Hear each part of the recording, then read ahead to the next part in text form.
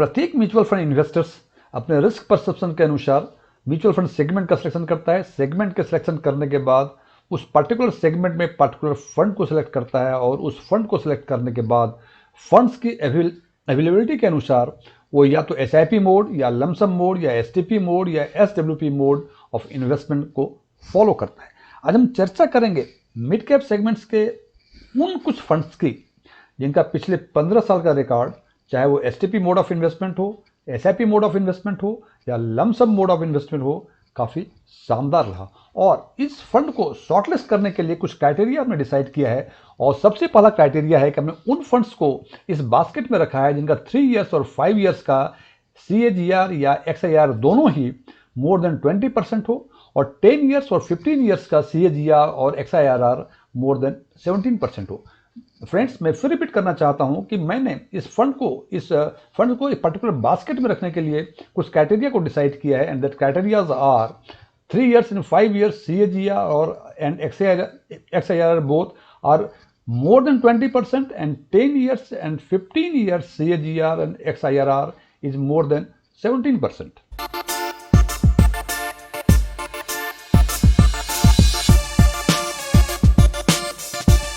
तो आगे चर्चा करने के पहले आप थोड़ा इन डेटा को देख लें और इन डेटा के अनुसार आज के दिन में मिड कैप सेगमेंट में 3 साल से अधिक पुराने फंड कुल 28 हैं और उन 28 फंड में से 27 फंड का CAGR मोर देन 20% है। और इस टाइम पीरियड में सबसे अच्छा परफॉर्मेंस क्वांट मिड कैप का रहा जिनका CAGR 3 इयर्स का 36.47% है। यदि हम 5 इयर्स से अधिक पुराने फंड की बातें करें तो total fund mid cap segment में आज के दिन में 23 हैं और उस 23 फंड में से 10 फंड का CAGR मोर देन 20% रहा। और इस टाइम स्लॉट्स में सबसे अच्छा परफॉर्मेंस यहाँ भी क्वांट मिड कैप का रहा है जिनका कि CAGR 5 इयर्स का 24.91% है।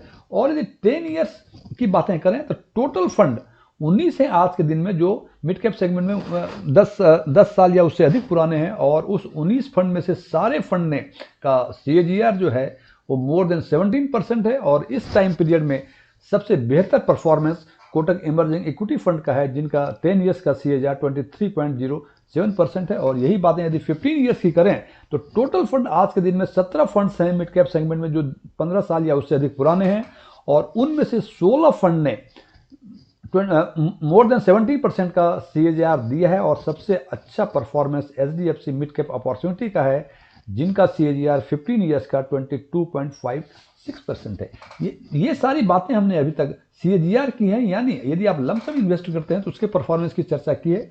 और यदि यही बातें हम XIRR यानी यदि आप SIP मोड ऑफ इन्वेस्टमेंट से इन्वेस्ट करते हैं तो उनका परफॉर्मेंस की यदि चर्चा करें तो यहाँ देखते हैं 3 इयर्स के टाइम स्लॉट्स में 28 में से केवल 12 ही फंड ऐसे हैं जिनका XIRR मोर देन 20% है। और इस टाइम पीरियड में सबसे अच्छा परफॉर्मेंस मीन्स SIP के लिए सबसे अच्छा परफॉर्मेंस 3 इयर्स में मोतीलाल ओसवाल का था जिनका XIRR 28.61% था। यही बातें यदि 5 इयर्स की करें तो 23 में से 19 फंड का XIRR मोर देन 20% था। और इस सेगमेंट में भी इस टाइम पीरियड में भी क्वांट मिड कैप का सबसे अच्छा परफॉर्मेंस रहा जिनका XIRR 27.07% था। 10 इयर्स में 19 में से 10 फंड का XIRR मोर देन 17% था। और यहाँ भी क्वांट मिड कैप का परफॉर्मेंस सबसे बेहतर रहा जिनका XIRR 20.50% था। और यदि 15 इयर्स की बातें करें तो 17 फंड में से 12 फंड का XIRR मोर देन 17% था। और यहाँ हमने देखा कि HDFC मिड कैप का सबसे बेहतर परफॉर्मेंस था जिनका XIRR 20.16% रहा। अब इन फंड में से हमने उन फंड्स को शॉर्टलिस्ट किया जिनका 3 साल और 5 साल का CAGR मोर देन 20% था और 10 साल और 15 इयर्स का CAGR मोर देन 17% था। तो ऐसे कुल फंड 6 फंड हैं जिनका कि CAGR 3 इयर्स एंड 5 इयर्स में मोर देन 20% था और 10 इयर्स 5 इयर्स में मोर देन 17 और 17% था। और यदि XIRR की बातें करें तो इसमें कुल 7 फंड्स ऐसे मिले जिनका XIRR 5 साल और 3 साल और 5 साल के लिए मोर देन 20% था और 10 साल और 15 साल के लिए 17% था। अब यदि इन 6 फंड और इन 7 फंड्स को यदि कॉमन करें मतलब वैसा फंड निकालें जिनका कि CAGR और XIRR दोनों ही 3 साल और 5 साल के लिए मोर देन 20% और 10 ईयर्स एंड 15 ईयर्स के लिए मोर देन 17% था। तो ऐसे कुल फंड हैं 6। इनका मतलब इन 6 फंड का या तो CAGR या XIRR 3 साल या 5 साल के लिए मोर देन 15%, मोर देन 20% और 10 ईयर्स और 15 ईयर्स के लिए इट इज मोर देन 17% है।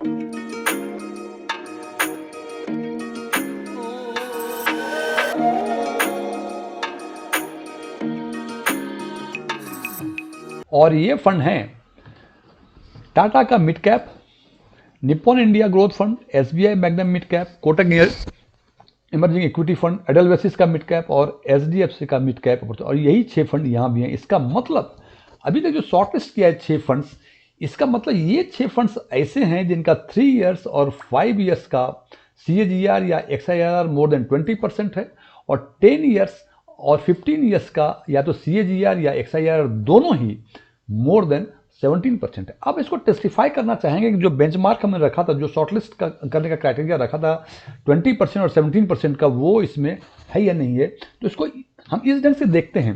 यदि 3 ईयर्स और 5 ईयर्स की बातें करें तो देखते हैं कि CAGR में सबसे कम 20.85% और 5 ईयर्स में 20.45% और XIRR की बातें करें तो सबसे कम 3 ईयर्स में 20.13% और 5 ईयर्स में 23.36%। इसका मतलब एक क्राइटेरिया कि CAGR और XIRR 3 ईयर्स और 5 ईयर्स में more than 20%, that is correct. अब यदि 10 ईयर्स और 15 ईयर्स की बातें करें तो CAGR देखते हैं 10 ईयर्स में सबसे कम 20.25%, वही 15 ईयर्स में इट इज 18.61% और XIRR की बातें करें तो 10 ईयर्स में सबसे कम 17.45% और 15 ईयर्स में इट इज 17.59%। इससे ये समझ में आती है कि दूसरी क्राइटेरिया जो था 10 ईयर्स और 15 ईयर्स का XIRR और CAGR it must be more than 70%, वो भी करेक्ट है। तो ये परफॉर्मेंस के लिहाज से 3 साल, 5 साल, 10 साल और 15 साल के परफॉर्मेंस के लिहाज से यदि हम देखते हैं तो ये 6 फंड हैं टाइम टेस्टेड फंड हैं, लेकिन परफॉर्मेंस के साथ साथ इनका रिस्क भी एसोसिएटेड है। तो हम एक और पैरामीटर पर इस फंड को टेस्टिफाई करेंगे and that would be risk and return analysis. और रिस्क एंड रिटर्न एनालिसिस के बेसिस पे हम देखेंगे। इस पर आगे चर्चा करने के पहले बता दूं कि रिस्क और रिटर्न को हमने 5 क्लासिफिकेशन किया है। It is below average, low average, above average and high. मैं फिर रिपीट कर रहा हूं, रिस्क और रिटर्न को 5 क्लास में क्लासिफाई किया है, that is below average, low average, above average and high. इसका मतलब कि यदि 3 ईयर्स और इनको रिस्क रिटर्न को हम एनालाइज किए हैं 3 ईयर्स, 5 ईयर्स और 10 ईयर्स के बेसिस पर, और उसके बाद एक वोलेटिलिटी इंडेक्स है जिसको हम बीटा बोलते हैं, इस बेसिस पर भी इन 6 फंड्स को हम टेस्टिफाई करते हैं। और फिर हम डिसीजन लेंगे कि कौन से फंड इसमें, इन 6 फंड में से, हालांकि ये सारे 6 फंड बेहतर हैं, लेकिन इन 6 फंड में से सबसे बेहतर फंड कौन हो सकता है। सबसे पहले हम रिस्क की बातें करते हैं तो हम देखते हैं कि रिस्क में 3 ईयर्स का रिस्क, 5 ईयर्स का रिस्क और 10 ईयर्स का रिस्क। ए मीन्स एवरेज। यदि हम किसी पर्टिकुलर फंड की बातें करें, यदि मान लिया हम निप्पॉन की बातें करें तो 3 ईयर्स का एवरेज इनका रिस्क जो था वो एवरेज कैटेगरी का था। 5 ईयर्स में ये अधिक होकर डबल एवरेज हो गया, एबव एवरेज हो गया, और 10 ईयर्स में ये फिर कम होकर एवरेज हो गया। यदि बात करें हम कोटक इमर्जिंग की, मैं जस्ट रैंडमली फंड को सिलेक्ट कर रहा हूं, तो 3 ईयर्स में इनका बिलो एवरेज रिस्क था जो कि अधिक होके ये एवरेज हो गया, और बाद में 10 ईयर्स में भी इन्होंने मेंटेन किया। अब ये देखने से हमें एक कन्फ्यूजन होता है कि इसका क्या मतलब है। तो इसको इस वे में हम देख सकते हैं कि यदि हम ये देखें कि 3 ईयर्स में सबसे कम रिस्क किसमें था, it was in Tata mid cap और कोटक इमर्जिंग में, जहां कि दोनों में बिलो एवरेज था। 5 ईयर्स में केवल 2 फंड छोड़ के, निप्पॉन और SBI मिड कैप छोड़ के, बाकी सब का एवरेज था। इन दोनों फंड का डबल एवरेज रिस्क था। ये रिस्क की बातें कर रहा हूं। और 10 ईयर्स में केवल एडलवेसिस छोड़ के, जहां की risk double means above average हो गया था, बाकी ऑल रिमेनिंग 5 फंड्स में इनका रिस्क एवरेज था। तो हम कह सकते हैं कि रिस्क के, केवल रिस्क के लिहाज से Tata mid cap, Kotak emerging, because Tata mid cap और कोटक इमर्जिंग में इन तीनों ही पीरियड्स में जो है सबसे कम, रेस्पेक्टिव टाइम पीरियड में सबसे कम है, बिकॉज 3 ईयर्स में बिलो एवरेज, यहां भी एवरेज और यहां भी एवरेज। हालांकि this is not the clear picture, लेकिन अभी तक लग रहा है कि कोटक इमर्जिंग और टाटा मिड कैप इन सारे फंड से बेहतर है। एक चीज और इसमें कॉमन चीजें हैं कि 3 इयर्स और 5 इयर्स में यदि बातें करें रिस्क की, तो देखते हैं कि सारे फंड्स में रिस्क जो हैं 5 इयर्स में बढ़ गए हैं। निपॉन का ए से double A, Tata mid cap का बिलो एवरेज से एवरेज, एसबीआई मिड कैप का एवरेज से डबल एवरेज, कोटक इमर्जिंग का बिलो एवरेज से एवरेज, और इन दोनों फंड का एडेलवेसी और एचडीएफसी का इन्होंने बराबर मेंटेन किया है। तो कई सारी बात कंफ्यूजन हो रही है कि रिस्क के लिहाज से अभी तक कौन सा फंड बेहतर है, but it is not very clear. इसको एक स्टेप से यदि और आगे जाते हैं तो हम देखते हैं, पहले इसका रिटर्न की बातें कर लें, बिकॉज रिस्क के साथ एसोसिएटेड हमेशा रिटर्न होता है।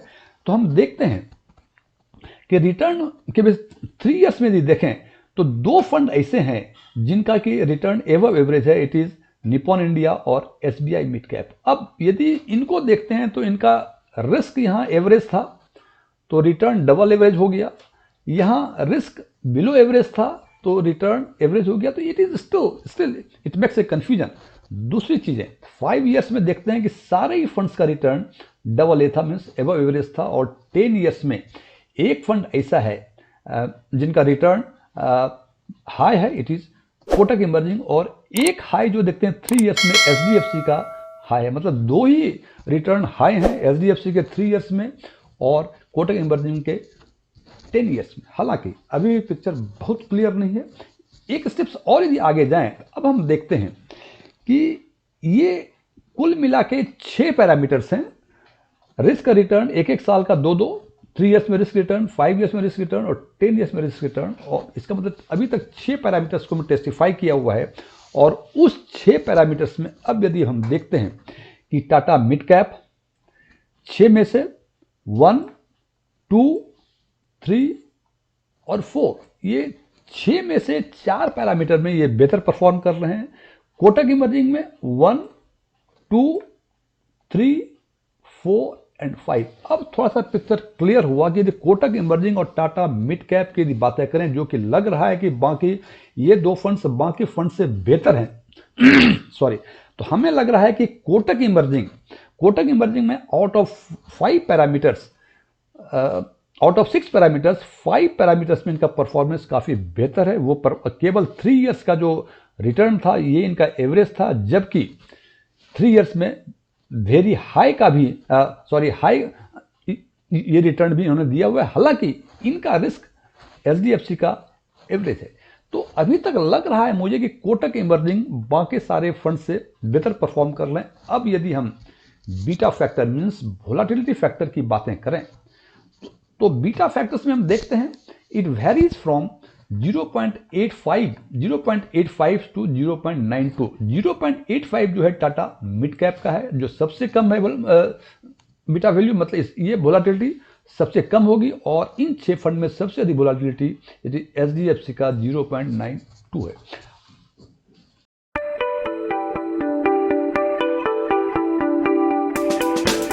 अब यदि मैं इसको कंक्लूड करना चाहूं कि इन 6 फंड में से सबसे बेहतर फंड कौन सा है, तो सबसे पहले इन 6 फंड में से हम रिजेक्ट करेंगे कि सबसे इन परफॉर्मेंस वाइज और रिस्क रिटर्न वाइज सबसे खराब परफॉर्मेंस इन 6 फंड में से किसका है। तो हम देखते हैं कि नंबर 1 बीटा वैल्यू सबसे अधिक 0.94 है एडेलवेसिस का।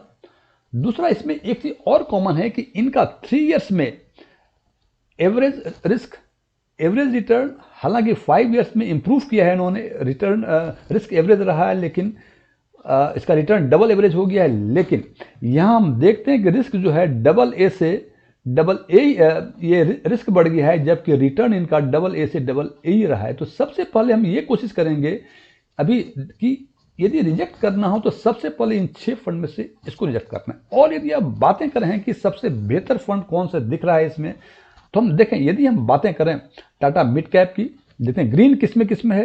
टाटा मिड कैप में 1, 2, 3, 4 और 5।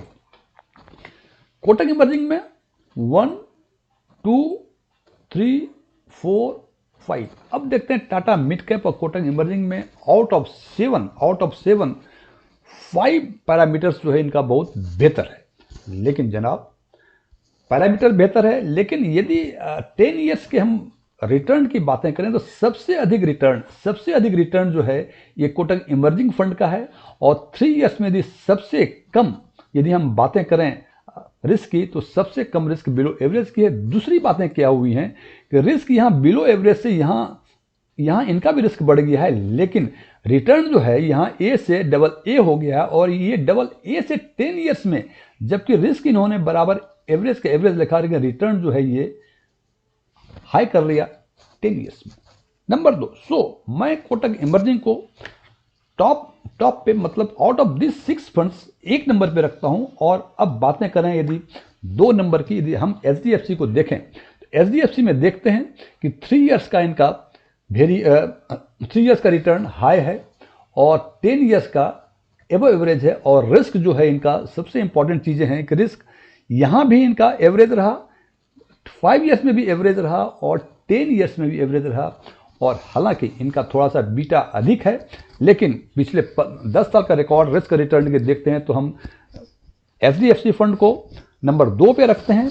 और 3 और 4 हम टाटा मिड कैप और एसबीआई मिड कैप, ये 3 और 4 जो है आपके रिस्क परसेप्शन पर डिपेंड करता है कि आप किनको इस पे 3rd पे रखें और किसको 4th पे रखें। और 5th would be the Nippon India और 6th जो कि सबसे पहले रिजेक्ट किया था, इट वुड बी एडेलवेसिस। ये कंक्लूड करने के पहले एक चीज और बता दूं, ये रैंकिंग का सबका इंटरप्रिटेशन अलग अलग होता है। हो सकता है कि आपका इंटरप्रिटेशन हमसे वेरी करता हो, लेकिन एक बात तो टेस्टिफाइड है कि ये 6 फंड इन 6 फंड्स का रिकॉर्ड पिछले 15 साल में, चाहे वो एसआईपी मोड ऑफ इन्वेस्टमेंट हो चाहे लमसम मोड ऑफ इन्वेस्टमेंट का रिकॉर्ड काफी शानदार रहा है। हालांकि अंतिम निर्णय हमेशा आपका।